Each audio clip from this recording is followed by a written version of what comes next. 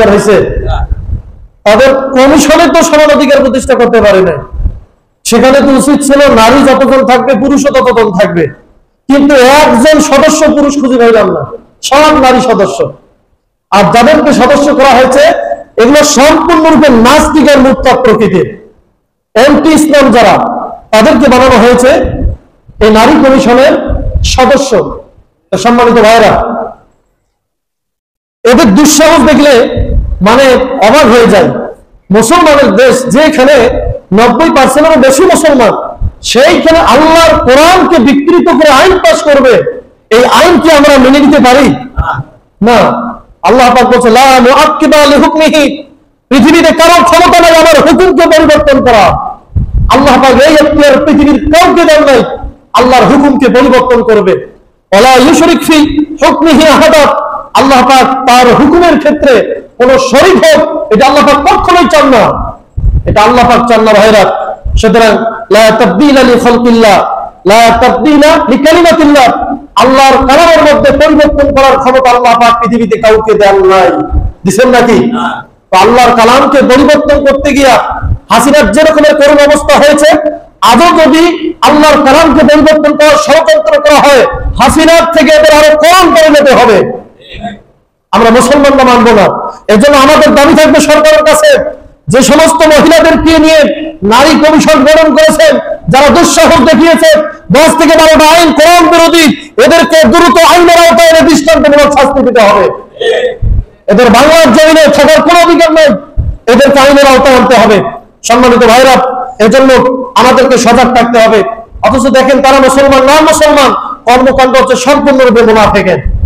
কথা কি ভুল বললাম ভাইরা? আমার দেখেন, এজন্য আমরা বলবো সরকারকে, আসলে এরা সরকারকে বেকায়দায় ফেলার জন্য সম্ভবত ষড়যন্ত্র করেছে। আল্লাহ পাক বলেন ওয়াইযা কিলা লাহুম লা তুফসিদু ফিল আরদ ক্বালু ইন্নামা নাহনু মুসলিহুন, যখন তাদেরকে বলা হয় যে পৃথিবীতে তোমরা বিপর্যয় সৃষ্টি করো না, তখন এই মুনাফিকরা বলে আমরা তো শান্তি প্রতিষ্ঠাকারী। আল্লাহ পাক বলেন না, তারা শান্তি প্রতিষ্ঠাকারী না, তারা হচ্ছে বিপর্যয় সৃষ্টিকারী। আজকে নারী কমিশনের নাম করে, নারীদের সমান অধিকারের নাম করে তারা বলে যে আমরা সমাজে শান্তি প্রতিষ্ঠা করতে চাই, মূলত তারা বাংলাদেশে বিপর্যয় সৃষ্টি করার জন্য এই চক্রান্ত করতেছে, এই চক্রান্ত তারা করতেছে। সম্মানিত ভাইরা, দেখেন তারা তাদের দুঃসাহস কি।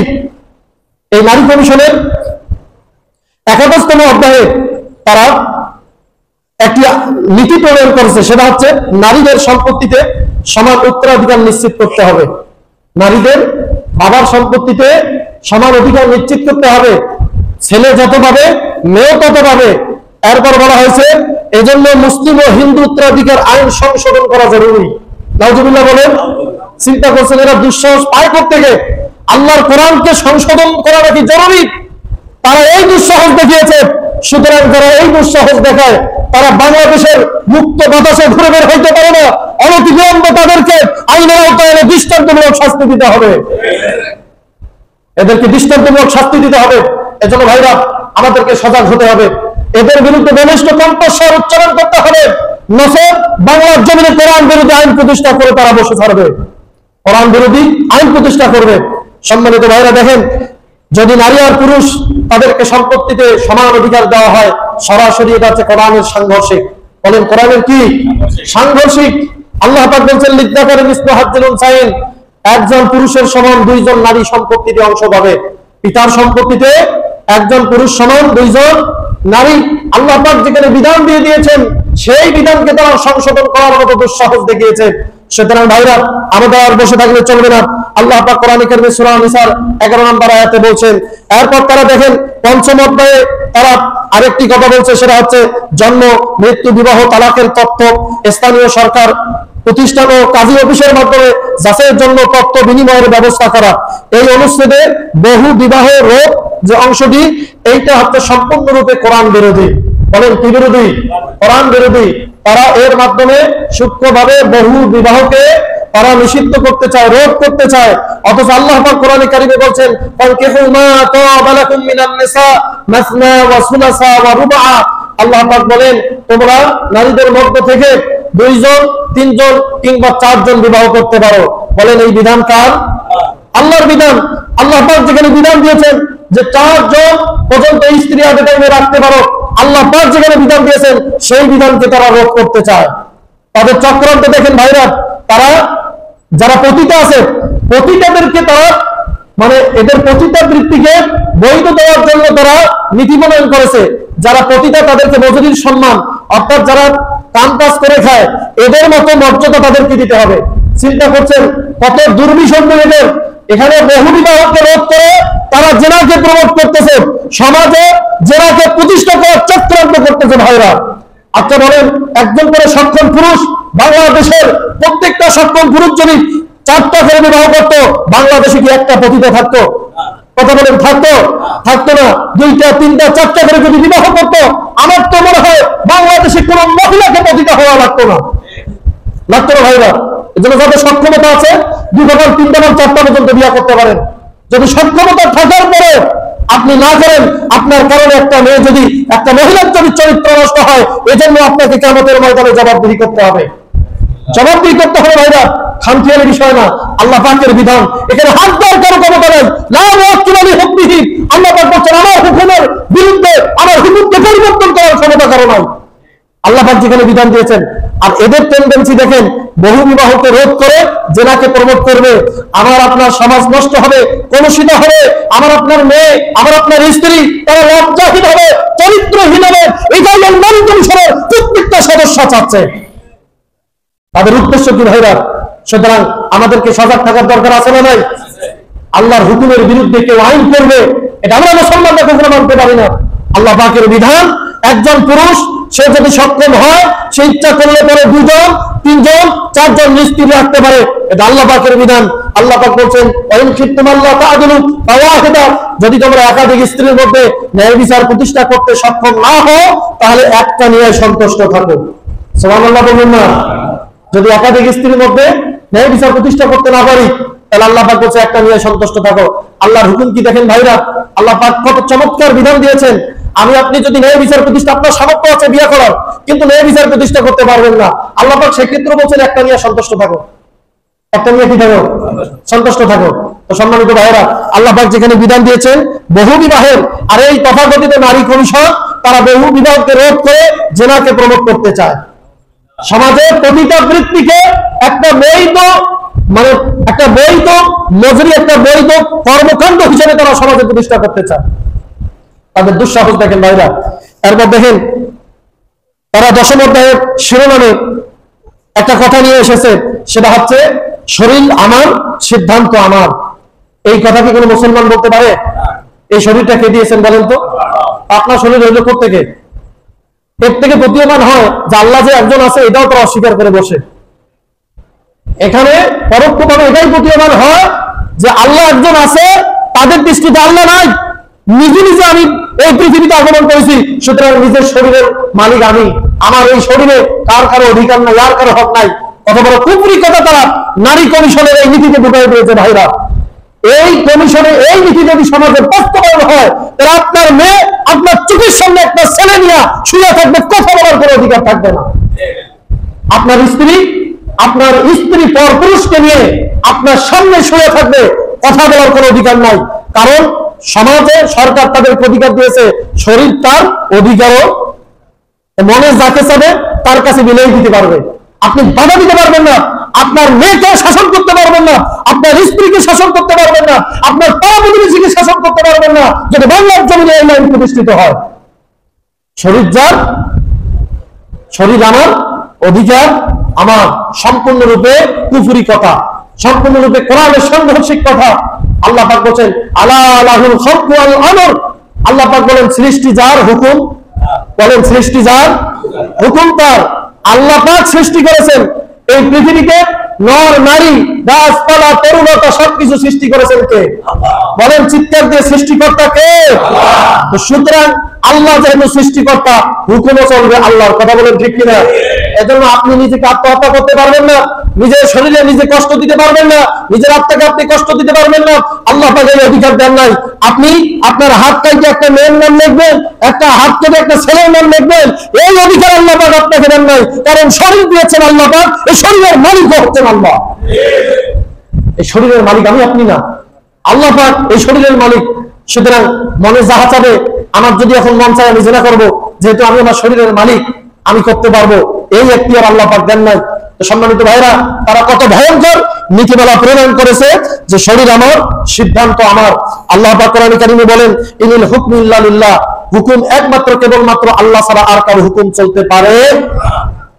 এই শরীরের উপরে আপনার নিজের হুকুম আপনি চালাইতে পারবেন না, আল্লাহর হুকুম চালাইতে হবে। আল্লাহ পাক যেভাবে ওমা তাশাউন ইল্লা আইয়াশা আল্লাহু রাব্বুল আলামিন, আপনার নিজের কোন ইচ্ছা নাই, সব ইচ্ছা বলেন তো কার? সমস্ত ইচ্ছার মালিক কে? আল্লাহ। সুতরাং আল্লাহ পাক যেখানে বলতেছেন, বান্দা তুমি নিজের তোমার কোনো ইচ্ছা নাই, ইচ্ছা আছে আমি আল্লাহ, আমি যেভাবে চলবো চলতে বলবো তোমাকে সেভাবেই চলতে হবে, এর চুল পরিমাণ ব্যত্যয় করার ক্ষমতা তোমার নাই। আল্লাহর কথা বলে, আল্লাহর হুকুম। আজকে দুঃখের বিষয়, কোরআন বিরোধী আইন প্রণয়ন করা হয়, নীতি প্রণয়ন করা হয়। এরপরে দেখেন আল্লাহ পাক বলছেন, ওমাল্লাম ইয়াহকুম বিমা আনজালাল্লাহ ফাউলাইকা হুমুল কাফিরুন, যারা আল্লাহর কোরআনের বিধান মানে না এরা হলো কাফের। বলেন এরা কি? কাফের। সুতরাং নারী কমিশনের যে সমস্ত নারী সদস্য রয়েছে, এই নারী আইন যারা প্রণয়ন করেছে, নারী নীতি যারা প্রণয়ন করেছে, সুস্পষ্ট ভাবে এরা হচ্ছে কাফের, এরা কাফের, এরা কাফের। তো বলেন ঠিক না? এরা কাফের সুস্পষ্ট ভাবে, এদের ভিতরে ঈমান নাই। উলামায়ে কেরাম বলছেন, যারা কোরআনের বিধানের বিরুদ্ধে কথা বলবে, কোরআনের বিধানকে যারা অস্বীকার করবে, পৃথিবীতে যত আলেম আছে, যত ইমাম আছে, সমস্ত ইমাম একমত ওরা হচ্ছে কাফের। বলে ওরা কি? কাফের। ওদের বিরুদ্ধে জিহাদ করা ফরজ। জাহিদুল কুফার ওয়াল মুনাফিকিন, আল্লাহ পাক বলছেন, হে নবী আপনি কাফের আর মুনাফিকদের বিরুদ্ধে যুদ্ধ করেন, জিহাদ করেন, আল্লাহ পাকের নির্দেশ। সুতরাং যারা বাংলাদেশে কোরআনের বিরুদ্ধে আইন পাস করতে চায়, এদের বিরুদ্ধে আল্লাহ পাকের নির্দেশ হচ্ছে এদের বিরুদ্ধে জিহাদ করতে হবে, যুদ্ধ করতে হবে, আন্দোলন করতে হবে। আল্লাহর নির্দেশ। পৃথিবীতে সমস্ত ওলামায়ে কেরাম একমত, যারা কোরআনের বিধানকে অস্বীকার করবে, কোরআনের বিধানকে মানে টিটকারি করবে, বিদ্রুপ করবে, এদেরকে হত্যা করা বৈধ। এদেরকে হত্যা করা কি বৈধ?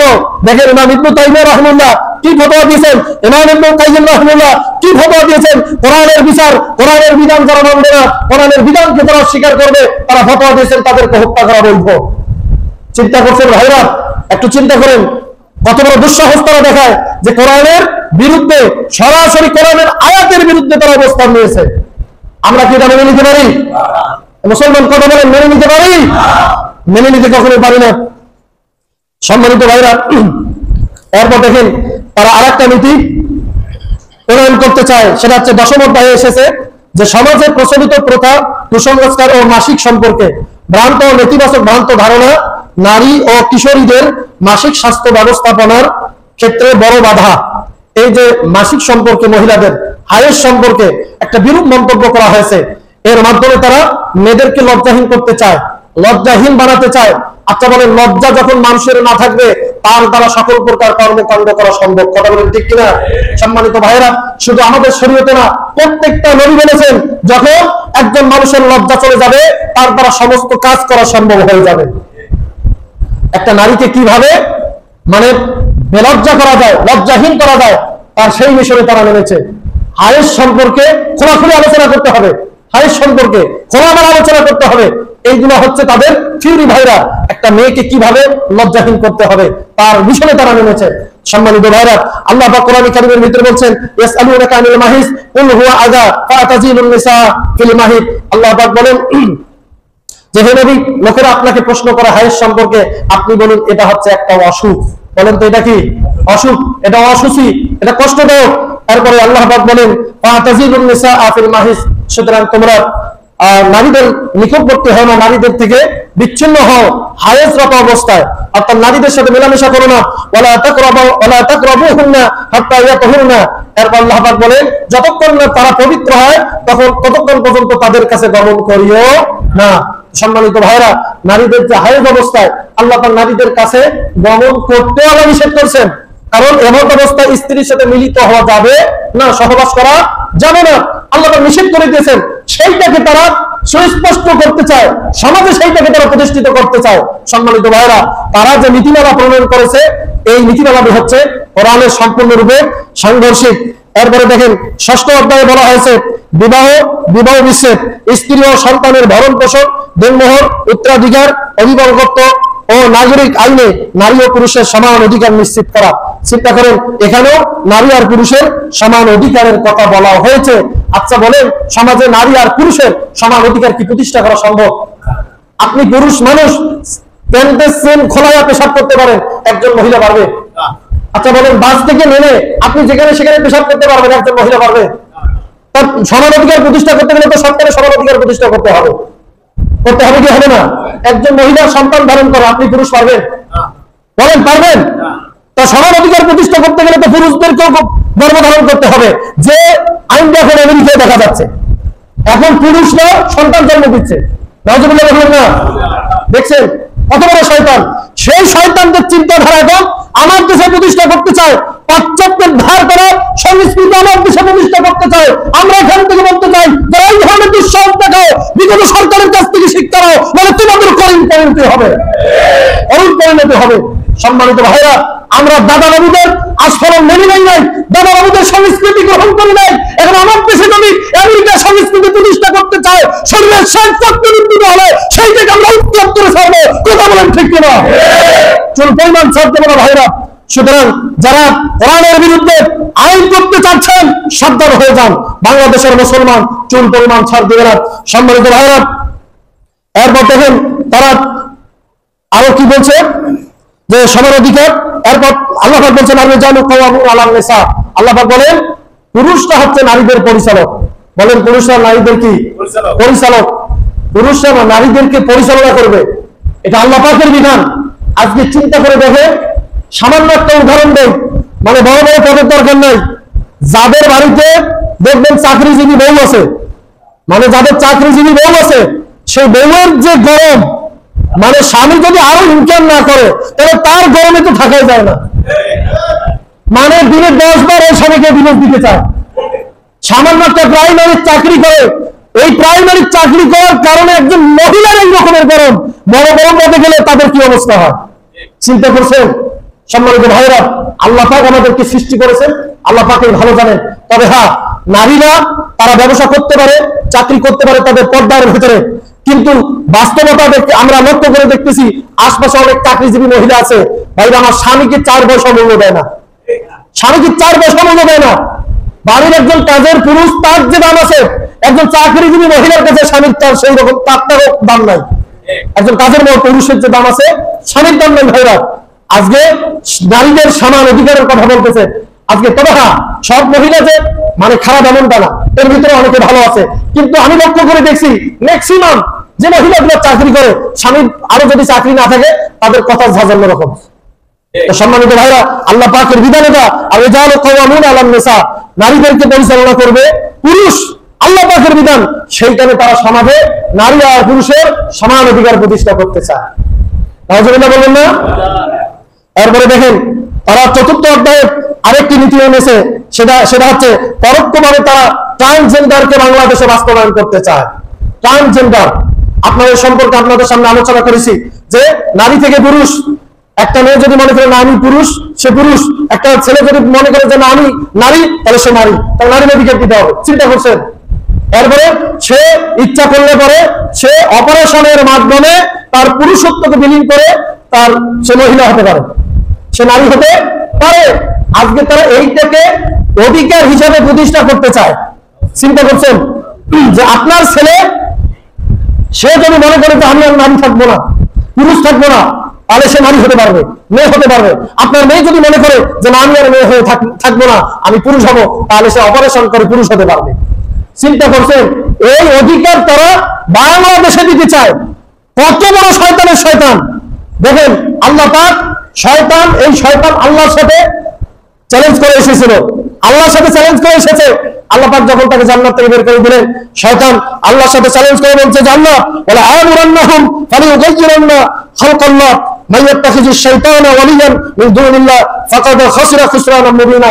শয়তান আল্লাহকে বলছিল যে আল্লাহ, যে আদমের কারণে, যে আদম সন্তানের কারণে আমি জান্নাত থেকে বিতাড়িত হইলাম, শয়তান হইলাম, সেই আদম সন্তানের কাছে, প্রত্যেকটা সন্তানের কাছে আমি যাব আর তাদেরকে নির্দেশ দেব তারা যেন আল্লাহ সৃষ্টিতে, তোমার সৃষ্টিতে পরিবর্তন করে চিৎকার করে বলে নাউজুবিল্লাহ।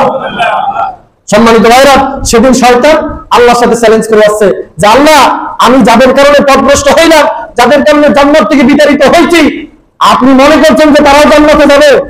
আমি তাদেরকে জান্নাতে যেতে দেবো না, তাদের কাছে যাব আর তাদেরকে নির্দেশ দেবো তারা যেন আল্লাহ সৃষ্টিকে পরিবর্তন করে। সম্মানিত ভাইরা, তারা যে ট্রান্সজেন্ডার পরোক্ষভাবে বাংলার জমিনে প্রতিষ্ঠা করতে চায়, যেটা হচ্ছে সম্পূর্ণরূপে কোরআন বিরোধী। বলেন কি বিরোধী? কোরআন বিরোধী। এরপরে নবী করিম সাল্লাল্লাহু আলাইহি ওয়াসাল্লাম বলেন, লাআনা রাসূলুল্লাহ সাল্লাল্লাহু আলাইহি ওয়াসাল্লাম আল মুতাশাব্বিহিনা মিনার রিজালি বিন নিসা ওয়াল মুতাশাব্বিহাতি মিনান নিসাই বির রিজাল। নবী করিম সাল্লাল্লাহু আলাইহি ওয়াসাল্লাম বলেন, আল্লাহ পাক, আল্লাহর রাসূল লানত করেছেন ওই সমস্ত মহিলাদের প্রতি যারা পুরুষের সাদৃশ্য গ্রহণ করে, এবং আল্লাহ নবী লানত করেছেন ওই সমস্ত পুরুষদের প্রতি যারা মহিলাদের সাদৃশ্য গ্রহণ করে। সম্মানিত ভাইরা, চিন্তা করেন যে পুরুষ হওয়ার পরেও যারা নারী হতে চায়, নারী হওয়ার পরেও যারা পুরুষ হতে চায়, আল্লাহর পয়গম্বর তাদের প্রতি লানত করেছেন। যারা বাংলাদেশে একটা লানতপ্রাপ্ত সমাজ গঠন করতে চায়, তাদের প্রত্যেকটাই এখন নারী কমিশনে বসে আছে, নারী কমিশনে বসে আছে। সম্মানিত ভাইরা, সুতরাং যারা কোরআন বিরোধী বাংলার জমিনে আইন প্রতিষ্ঠা করতে চায়, তাদের বিরুদ্ধে আমাদেরকে কঠোর অবস্থান গ্রহণ করতে হবে। রাজি আছেন আপনারা? রাজি আছেন? রাজি থাকতে হবে ভাইরা, আমাদেরকে সোচ্চার থাকতে হবে। এরপর দেখেন তারা দত্তক আইন সম্পর্কে কি বলছে, যে দত্তক আইনের ব্যাপারে তারা বলছে কেউ যদি একটা সন্তান দত্তক নেয়, তাহলে ওই সন্তানটাকেও সমান অধিকার দেওয়া লাগবে, তাকে উত্তরাধিকার বানাতে হবে। আপনি একটা সন্তান দত্তক নিয়েছেন, পোষ্য সন্তান, তাকেও আপনার সম্পত্তিতে আপনার জন্ম দেওয়া যে সন্তান যে অধিকার পাবে, যে সম্পদ পাবে, আপনার দত্তক সন্তানকেও সেই অধিকার দিতে হবে। আজকে তারা সেই আইন, সেই নীতিমালা প্রণয়ন করেছে। চিন্তা করছেন, এই আইনটা, এই নীতিমালাটা হচ্ছে সম্পূর্ণরূপে কোরআন বিরোধী। বলেন কি বিরোধী? কোরআন বিরোধী। আল্লাহ পাক কোরআনে কারীমে সূরা আহজাবের 4 নম্বর আয়াতে বলছেন, ওয়ামা জাআলা আদইয়াআকুম আবনাআকুম যালিকুম কওমুকুম বিআফওয়াহিকুম। আল্লাহ পাক বলেন যে তোমরা যে সমস্ত সন্তানকে দত্তক গ্রহণ করো, তোমরা তো তাদেরকে তোমাদের সন্তান হিসেবে গ্রহণ করো। আল্লাহ পাক বলেন না, তারা তোমাদের সন্তান নয়। তোমরা যাদেরকে জন্ম দিয়েছো, তোমাদের জন্ম দেওয়া সন্তানের মতো তোমাদের দত্তক সন্তানরা হতে পারে না। আল্লাহ পাক বলছে এটা হচ্ছে তোমাদের মুখের কথা, আসলে আল্লাহ পাকের আইন এটা না। সম্মানিত ভাইরা, আল্লাহ পাক যেখানে স্পষ্ট বলছেন যে দত্তক সন্তানেরা তোমাদের সন্তান না, আমরা যদি দত্তক সন্তানকে সন্তান হিসেবে গ্রহণ করি, দেখেন কতগুলো কোরআনের লঙ্ঘন হবে, কতগুলো লঙ্ঘন হবে। কেউ যদি দত্তক সন্তানকে নিজের সন্তান মনে করে, নিজের সন্তানের সামনে মা বের হতে পারবে, পর্দা নিজের সন্তানের সামনে মা বের হতে পারবে। দত্তক সন্তানকে যখন সন্তান হিসেবে গ্রহণ করা হবে, তখন তার সামনে ওই মহিলা বের হতে পারবে এবং তার মেয়ে বের হতে পারবে। চিন্তা করছেন, দত্তক সন্তানের সামনে মাও বের হতে পারবে না, ওই মায়ের মেয়ে যে সন্তান আছে সে বের হতে পারবে না, তার সামনে পর্দা করতে হবে। আল্লাহ পাকের ফরজ বিধান। সম্মানিত ভাইরা, দত্তক সন্তানকে যদি নিজের সন্তান হিসেবে গ্রহণ করা হয়, পর্দার ক্ষেত্রে আল্লাহ পাকের ফরজ বিধানকে লঙ্ঘন করা হবে। চিন্তা করছেন, এরপরে যদি দত্তক সন্তানকে নিজের সন্তান হিসেবে গ্রহণ করা হয়, তাহলে আল্লাহ পাকের যে উত্তরাধিকার আইন, সেই আইনকে লঙ্ঘন করা হবে। আইন কি করা হবে? লঙ্ঘন করা হবে। সুতরাং যারা এই নীতি বাস্তবায়ন করতে চায়, এই নীতি আমরা বাস্তবায়ন করতে দিতে পারি না। এরপর দেখেন তারা বাধা শব্দের আরেকটি নীতি নিয়ে এসেছে, সেটা হচ্ছে শ্রম আইনে। ভালো করে খেয়াল করেন বিষয়টা ভাইরা, শ্রম আইনে যৌন কর্মীদের শ্রমিক হিসেবে স্বীকৃতি প্রদান। নাউজুবিল্লাহ বলবেন না? যৌন কর্মী যারা আছে, পতিতা যারা আছে, তাদেরকে স্বীকৃতি দিতে হবে শ্রমিক হিসাবে। বলেন কি হিসাবে স্বীকৃতি দিতে হবে? শ্রমিক হিসেবে স্বীকৃতি দিতে হবে। সম্মানিত ভাইরা, এরপর দেখেন আল্লাহ পাক কি বলছেন, আয-যানিয়াতু ওয়াজ-যানি ফাজলিদু কুল্লা ওয়াহিদিন মিনহুমা মিআতা জালদা। জিনাকারী আর জিনাকারিনী ধরো, তাদেরকে 100 বেত্রাঘাত মারো। বলেন এই হুকুম কার? কথা বলেন এই হুকুম কার? আল্লাহ। যেখানে আল্লাহ পাক জিনার বিধান দিয়েছেন, জিনা করলে পরে 100 বেত্রাঘাত মারতে হবে। আর আজকে নারী কমিশনের যে সমস্ত নারীরা এই নীতিমালাগুলো প্রণয়ন করেছে, তারা সম্পূর্ণরূপে কোরআন বিরোধী নীতি প্রণয়ন করেছে। সম্পূর্ণরূপে কোরআন বিরোধী নীতি তারা প্রণয়ন করেছে ভাইরা।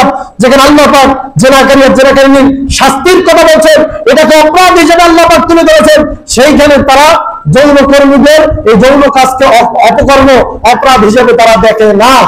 একটু চিন্তা করছেন ভাইরা, অন্যান্য আইনগুলোর দরকার নাই, শুধু এই আইনটা যদি বাস্তবায়ন হয়, তাহলে বলেন কোন নারীর কি সতীত্ব ঠিক থাকবে? থাকবে না। আপনার মেয়েকে আপনি কথা বলতে পারবেন না, আপনার স্ত্রীকে কথা বলতে পারবেন না ভাইরা, একটু চিন্তা করেন। তারা কত দুর্বি শান্তি নিয়ে আমেরিকার নীতি বাংলাদেশে বাস্তবায়ন করতে চায়। এই নীতিগুলো আমরা বলতে চাই এগুলো আমেরিকাতে চলতে পারে, কিন্তু 90% মুসলমানের দেশে এই ধরনের নীতি চলতে পারে না, পারে না, পারে না, বাংলাদেশে চলতে পারে না। সুতরাং আমরা সরকারকে সাবধান করে দিতে চাই, যারা বাংলার জমিনে কোরআন বিরোধী নীতিমালা বাস্তবায়ন করতে চাও, হাসিনার কাছ থেকে শিক্ষা গ্রহণ করো, নচেত হাসিনার থেকে করুণ পরিণতি হবে। আমরা সরকারের কাছে উদাত্ত আহ্বান জানাবো যে নারীগুলো এই নীতিমালাগুলো প্রধান উপদেষ্টার কাছে পেশ করেছে, তাদেরকে অনতিবিলম্বে আইনের আওতায় এনে দৃষ্টান্তমূলক শাস্তি দিতে হবে।